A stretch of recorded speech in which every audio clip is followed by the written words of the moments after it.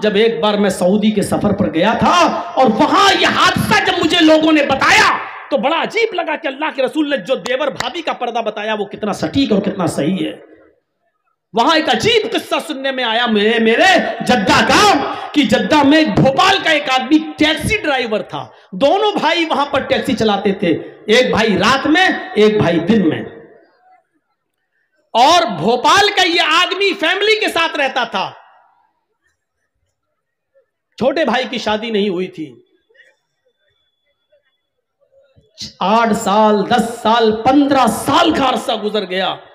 इस आदमी के 4 बच्चे भी वहां पैदा हुए। एक मर्तबा यह शख्स किसी कस्टमर की तलाश में जद्दा में बैठा हुआ था अपनी टैक्सी पर, कि एक औरत आती है, उसका पेट बड़ा था, उसके पेट में हमल था, बच्चा था, और आकर कहती है एक्सक्यूज मी। इसने कहा जी क्या बात, देखिए मुझे बहुत तेज पेट में दर्द हो रहा है, ये करीब में जो हॉस्पिटल है जल्दी ले चलिए, मेरी डिलीवरी का वक्त करीब है। उसने कहा आओ बैठो। टैक्सी खोली और बिठा लिया और जल्दी से ले गया और हॉस्पिटल में उसने सोचा चलो, उसने हाथ पकड़कर हॉस्पिटल तक पहुंचा दिया और वहां स्टाफ ने फौरन इस औरत को लिया और जल्दी से अंदर ले गए। उसने सोचा ये उसका आदमी होगा, उससे लिखा पढ़ी कराई, कहां से आए हो, कैसे आए हो, क्या हो, कहां, फोन नंबर, मोबाइल नंबर। उसने कहा अरे मुझे तो उससे पैसे लेना थे टैक्सी के। अंदर से चेकिंग होके आवाज आई, इससे कह दिया उसको तो 3-4 दिन यहां एडमिट रहना पड़ेगा, क्योंकि डिलीवरी कभी भी हो सकती है, रात में भी। फिर भी एक नॉर्मल हो गई तो ठीक, ऑपरेशन हुआ तो 3-4 दिन 5-6 दिन रखना पड़ेगा। इसने सोचा कि चलो यार 2-3 दिन में कभी यहां से निकलेंगे फिर ले लेंगे इससे पैसे, अभी तो वो बेचारी परेशान है, उसके साथ कोई है भी नहीं। ये अपना टैक्सी उठाकर चल दिया। पूरा दिन टैक्सी चला के रात में घर पहुंचा, रात भर सोया। रात में इसका छोटा भाई टैक्सी चलाता था, ये दिन में टैक्सी चलाता था। तो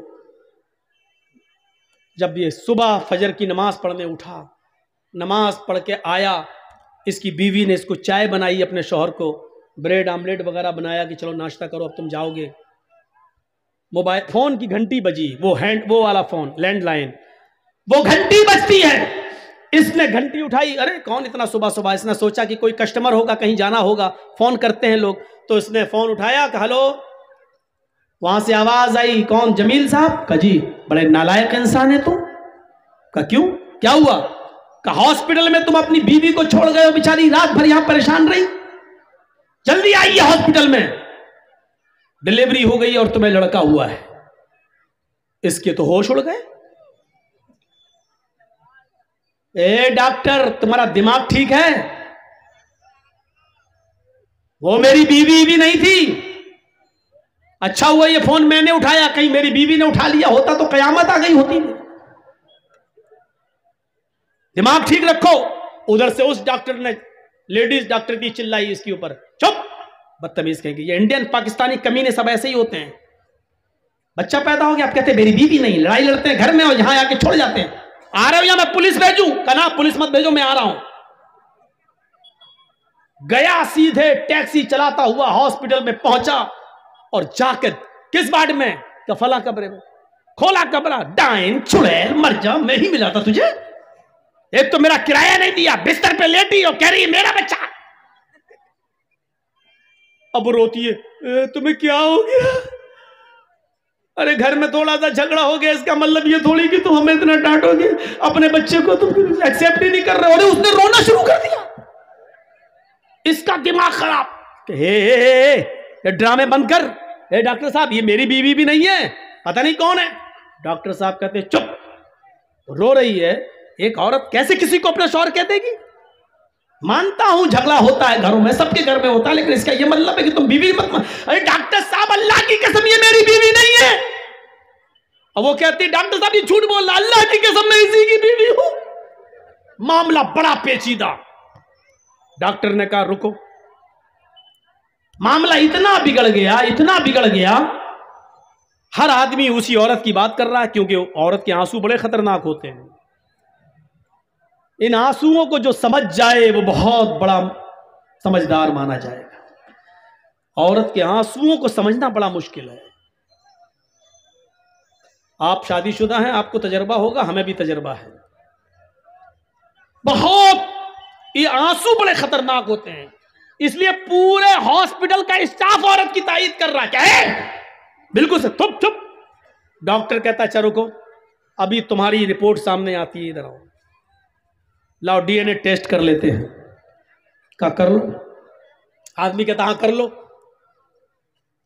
ब्लड निकाला, बच्चे का ब्लड निकाला। औरत कहती है कि डॉक्टर साहब रिपोर्ट क्या सही आएगी? कभी कभी मशीनें भी गलत रिपोर्ट दे देती हैं। ये औरत बोल रही है। अब वो आदमी जिसका ब्लड निकल रहा था वो कहता चल, मशीनें कभी कभी गलत रिपोर्ट दे देती हैं। अब जब पोल खुलने वाली हुई तब रिपोर्ट गलत।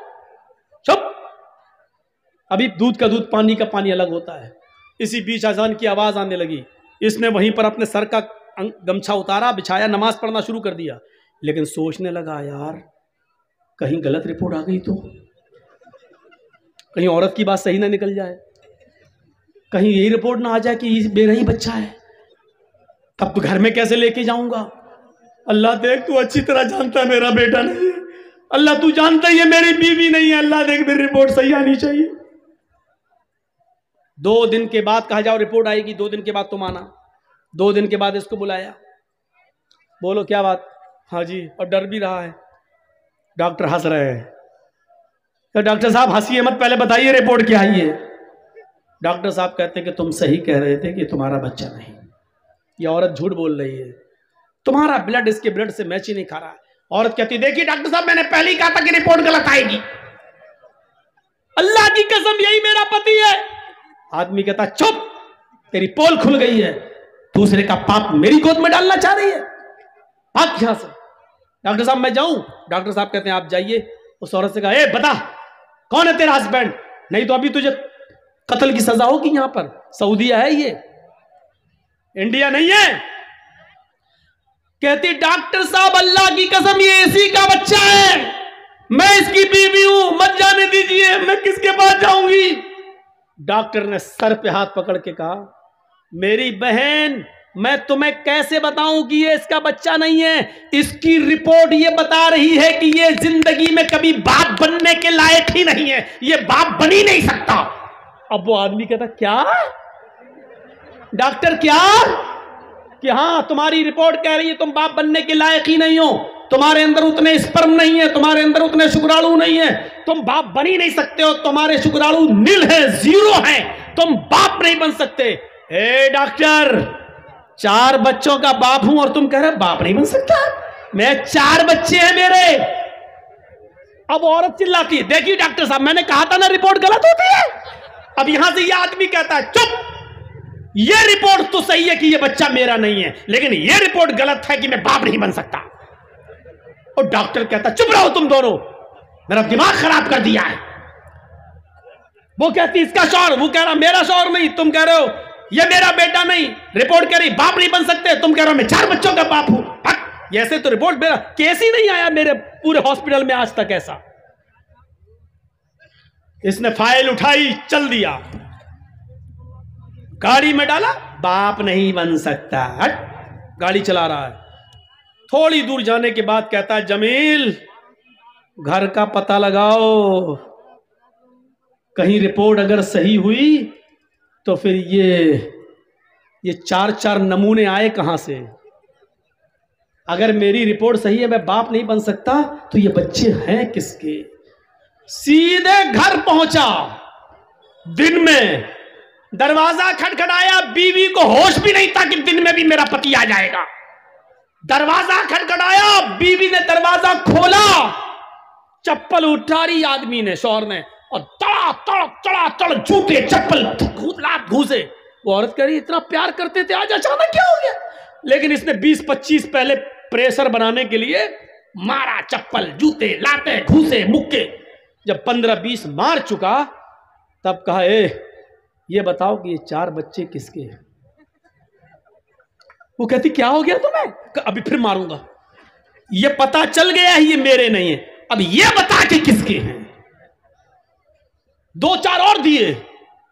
जब उसको तेज चोट लगने लगी तो कहने लगी रुको मारो मत, कुछ कहोगे तो नहीं? कहा नहीं। सही बता दोगी तो कुछ?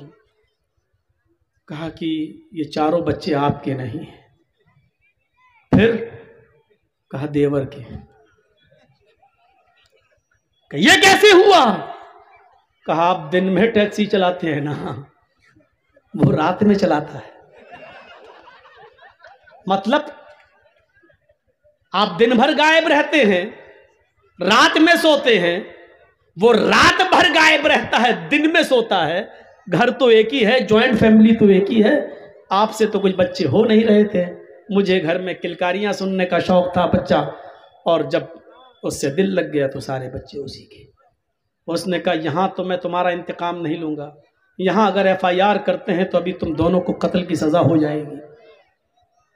पासपोर्ट जल्दी से रिटर्न टिकट लिया और अपने भाई को और बीवी को लेकर भोपाल आया, और भोपाल आने के बाद मीटिंग बिठाई और सब लोगों से कहा कि जब ये बच्चे मेरे हैं ही नहीं तो मैं इनको क्यों पालता हूं, क्यों रखता हूं, और इन दोनों का जब चक्कर चल ही रहा है तो इंसानियत का तकाजा यह है कि मैं अपनी औरत को तलाक देता हूं और इद्दत गुजार कर ये इसके साथ शादी कर ले। जब बच्चे इसी के हैं तो फिर ये इसके साथ रहे, और उसने अपनी बीवी को तलाक दे दी।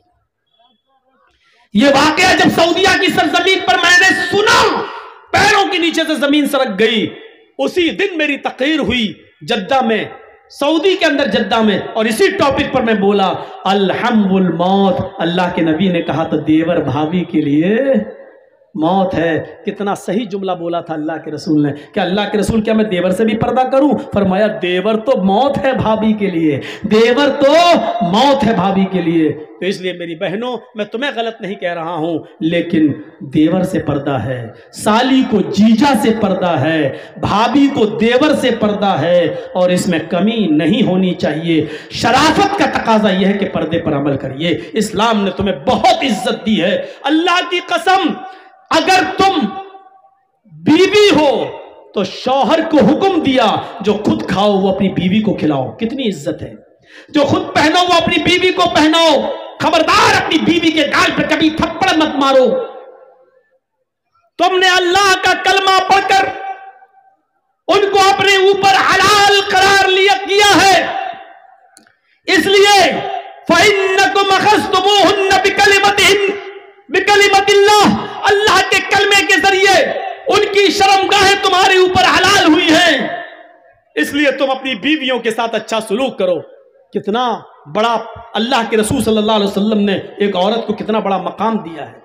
अगर औरत बीवी है तो शौहर जो खाएगा वो खिलाएगा, जो पहनेगा वो पहनाएगा। अगर तुम किसी बेटे की मां हो तो अल्लाह के रसूल ने फरमाया, पूछा अल्लाह के नबी मेरी मां जिंदा है, मेरे लिए कोई काम बताओ कि मैं जन्नत में दाखिल हो जाऊं। फरमाया उम्मुका जन्नत, क्या तू जन्नत तलाश करना चाहता है? जन्नत तो तेरी मां है, अपनी मां की खिदमत करो, जन्नत हासिल कर ले। अल्लाह के रसूल ने उस साहबी से कह दिया, जन्नत, एक साहबी अल्लाह के रसूल, मैं जिहाद में जाना चाहता हूं, जंग हो रही है, मैं चाहता हूं मैं शहीद हो जाऊं और जन्नत पा जाऊं। अल्लाह के नबी ने कहा क्या तुम्हारे बाप जिंदा हैं? कहा नहीं। क्या तुम्हारी मां जिंदा है? कहा हां। फरमाया तुम जिहाद में नहीं जा सकते, अगर तुम जिहाद में गए और शहीद हो गए तो तुम्हारी मां की देखरेख कौन करेगा? तुम अपनी मां की खिदमत करो, तुम्हें जिहाद का सवाब मिलेगा। मेरे प्यारे साथियों, अगर एक औरत मां है तो अल्लाह के रसूल सल्लल्लाहु अलैहि वसल्लम ने उसी को जन्नत कह दिया।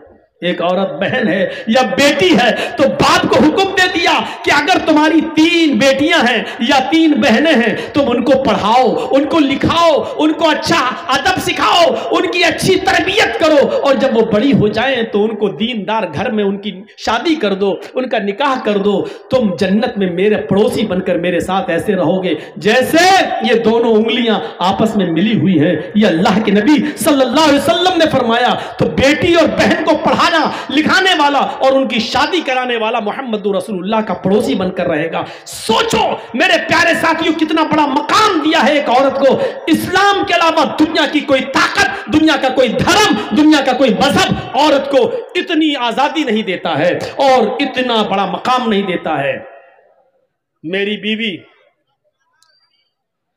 मेरे जमीन में से भी हिस्सा पाएगी। जर्जीस साहब जब मरेंगे तो मेरी जमीन में से भी हिस्सा पाएगी। जिस घर से आई है वो अपने बाप की जमीन में से भी हिस्सा पाएगी। और उसके भाई हैं, भाई की विरासत में से भी बहन का हक है, बेटे की विरासत में से भी मां का हक है। यानी एक औरत को चारों तरफ से अल्लाह के रसूल ने इतना पावर दे दिया है। अगर कोई बेटा है उसके पास विरासत है तो बेटे की विरासत में से भी मां को हिस्सा मिलेगा, शौहर की विरासत में से भी बीवी को हिस्सा मिलेगा, बाप की विरासत में से बेटी को हिस्सा मिलेगा। जरा तसव्वुर कीजिए कि कितना औरत को कितना बड़ा मकाम दिया गया, कितना बड़ा मर्तबा दिया गया। इस्लाम के अलावा दुनिया में कौन सा मजहब है जो जमीन और जायदाद और विरासत का मालिक बनाता है औरत को? नहीं। इसलिए मेरी बहनों, मेरी माओ, मेरी कौम की बेटियों, इस्लाम की इज्जत करो, इस्लाम को समझो, इस्लाम के उसूलों पर चलो, पर्दा करो। तुम्हें अपने बच्चों को तरबियत देना है। मेरी बहनों, मेरी कौम की बेटियों, तुम कहां इज्जत ढूंढ रही हो?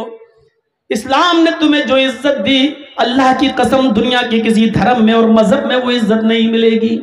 तुम कहती हो हमें इस्लाम ने पर्दे की चार दीवारी में कैद कर दिया है, चेहरा तक ना दिखाऊं, हाथ की हथेलियां भी ना खोलूं, पैरों में भी सॉक्स पहनूं, हाथों में ग्लव्स पहनूं, फिर हम तरक्की कैसे करेंगे? मेरी बहनों, तुम्हारी शिकायत अपनी जगह पर सही है, लेकिन मुझे बताओ, ईमानदारी के साथ बताओ, इस रोड पर दो सगी बहनें जा रही हो, दो सगी सिस्टर जा रही हो, दोनों 1-2 साल की उम्र का फर्क हो, एक की उम्र 18 साल हो, एक की उम्र 20 साल हो। इन दोनों सगी बहनों में, इन दोनों हकीकी बहनों में एक बुर्का ओढ़े हुए हो, नकाब लगाए हुए हो, हाथों में ग्लव्स पहने हुए हो, पैरों में सॉक्स हो, चेहरा छिपा हुआ हो, उसके सर का एक भी बाल दिखाई ना दे रहा हो, ये भी सड़क पे जा रही है, और उसी के बगल में उसकी सिस्टर है, उसकी बहन है, वो जीन्स पहने हुए है, वो टी शर्ट पहने हुए है या स्कर्ट पहने हुए है, उसके बाल खुले हुए हैं, उसकी लिपस्टिक लगी हुई है, उसने मेकअप, पॉन्ड्स क्रीम और फेयर एंड लवली इतनी लगा रखी है कि जो उसके चेहरे पर नुमाया है, दिखाई दे रही है, उसने परफ्यूम भी मार रखा है अपनी बॉडी पर। मेरी बहनों, ईमानदारी के साथ बताना, जर्जीस का चेहरा देखकर फैसला मत करना, अपने दिल की गवाही बताना। इन दोनों सगी बहनों में चौराहे पर जो लड़के खड़े हैं, शरारती हैं, छिछोरे हैं, उनको उनके माँ बाप ने अच्छी तरबियत नहीं दी है, वो दूसरों की माँ बहनों को तकते रहते हैं, उनके अंदर ये बुराई है। तुम अपने दिल से फैसला करना, इन दोनों सगी बहनों में वो चौराहे पर खड़े हुए लड़के किस लड़की को छेड़ेंगे और किसको परेशान करेंगे? आपने अपने दिल की गवाही बताना।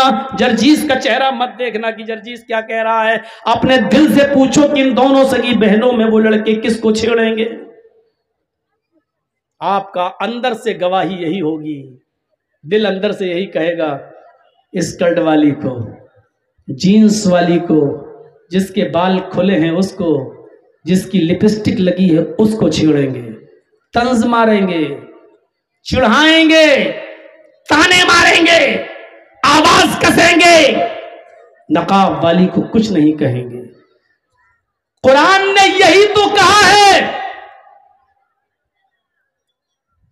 कि तुम जब रोड पर चलो, सड़क पर चलो, किसी जरूरी काम के लिए निकलो, कुल्लिल मुमिनाति यग़ुज़्ज़न मिन अब्सारिहिन्ना व यहफ़ज़्न फ़ुरूजहुन्ना वला युब्दीन ज़ीनतहुन्ना। कुरान ने यही तो कहा है कि अपनी निगाहों को नीचा रखो, व यहफ़ज़्न फ़ुरूजहुन्ना, अपनी शर्मगाह की हिफाजत करो, वला युब्दीन ज़ीनतहुन्ना, और अपने बनाओ सिंगार को, ज़ेबो ज़ीनत को गैर मर्दों के सामने जाहिर मत करो। ये 3 चीजें औरतों को बताई हैं। पहली चीज, निगाहें नीची रखो। जब औरत निगाह नीची करके चलने लगे और हर वक्त उसकी निगाहें नीची रहें तो कभी व्हाट्सएप पे किसी से बात करने की जरूरत ही नहीं पड़ेगी, मैसेंजर और फेसबुक चलाने की जरूरत ही नहीं पड़ेगी। क्योंकि जब निगाहें नीची रखती है तो वो क्या जाने कौन गुजर रहा है, कौन जा रहा है, कौन आ रहा है। पहली चीज निगाहें नीची रखो। दूसरी चीज वयहफज़्न फुरूजहुन्ना, अपनी शर्मगाह की हिफाजत करो। इतने मोटे कपड़े पहनो कि तुम्हारे जिस्म की नुमाइश ना हो, इतने गाढ़े कपड़े पहनो, इतने लूज कपड़े पहनो कि तुम्हारे बदन का, तुम्हारे शरीर का, तुम्हारी बॉडी का नशेब व फराज दिखाई न दे। तीसरी चीज वला युब्दीना ज़ीनतहुन्ना, और अपने बनाओ सिंगार को, अपने मेकअप को गैर मर्दों के सामने जाहिर न करो।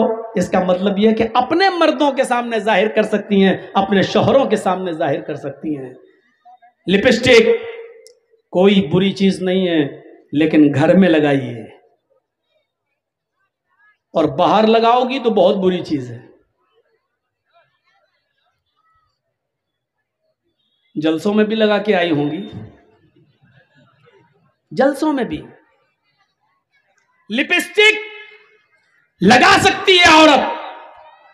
अब तो पहले एक कंपनी थी जो लिपस्टिक बनाती थी जिसमें खिंजीर की, सूअर की चर्बी आती थी, लेकिन अब उसने भी इकरार कर लिया है कि नहीं नहीं अब हम नहीं मिलाते हैं, और एग्रीमेंट करके दिया है उसने।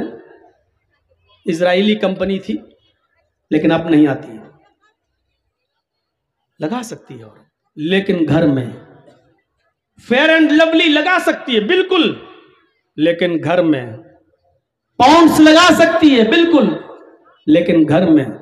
परफ्यूम लगा सकती है बिल्कुल, लेकिन घर में। बाहर कोई चीज नहीं। अलमरातु इज़ा इस्तअतरत फमर्रत बिल मजलिस फहिया कज़ा व कज़ानिया ज़ानिया ज़ानिया ज़ानिया। अल्लाह के रसूल सल्लल्लाहु अलैहि वसल्लम ने 3 बार फरमाया। और सुनो, तर्जुमा सुन लो। अलमरातु इज़ा इस्तअतरत, जब औरत खुशबू लगाकर निकलती है, खुशबू इस्तअतरत, और अरबी जानने वालों को मालूम है ये बाबे इस्तिफाल में आया है। इस्तअतरत जिसके अंदर तलबे माखस पाया जाता है, यानी सिर्फ अतर नहीं, परफ्यूम नहीं, कोई भी चीज लगा ले जिससे खुशबू आती हो। और सुन लीजिए पहले, औरत कोई भी चीज लगा ले जिससे खुशबू आती हो, मसलन आर्निका हेयर ऑयल, चमेली का तेल, ऑयल, डाबर आंवला, जिसमें खुशबू है। इस्तअतरत बाब इस्तिफाल में तलबे माखस, हर वो चीज जिसके अंदर खुशबू उड़ती हो, खुशबू लगती हो, ये चीज औरत घर में लगा सकती है। लेकिन अगर ये लगाकर घर से बाहर निकली फमर्रत बिल मजलिस, और जहां लोग बैठे होते हैं उनके सामने से गुजरी, यानी रास्ते में चलती है, चौराहे पे जाती है, दुकानों से गुजरती है, दुकानों पे जाती है, फहिया कज़ा व कज़ा, वो ऐसी है, वो ऐसी है, वो ऐसी है। सहाबा ने कहा अल्लाह के नबी ऐसी ऐसी का क्या मतलब है? नहीं सुन पाओगे, इतना बड़ा कलेजा नहीं है हमारा, किस जबान से हम बोलें। सहाबा कह रहे अल्लाह के नबी बताइए कैसी है? कहा नहीं समझे, कहा नहीं, खुल के बताइए।